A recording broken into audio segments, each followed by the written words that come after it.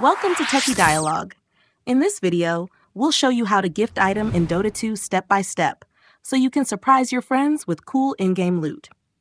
Step 1. Gifting an item in Dota 2 is very simple. From the main menu, look at the top right corner of the screen and click on your Armory icon. It looks like a sword and shield. Once inside, click on All Items, then hover over the item you want to gift. Step 2. Make sure you and the recipient have been friends on Steam for at least 30 days. This is a requirement for item gifting. If that's all good, right-click on the item you've selected. A menu will pop up with the option to gift wrap item. Step 3. Click on Gift Wrap Item, and a list of your eligible friends will appear. From here, simply choose the friend you want to send the item to. Your item will now be on its way. Your friend will receive a notification in their Steam inventory, and the item will be gift wrapped for a nice touch. It's a fun way to share and surprise others in the Dota 2 community.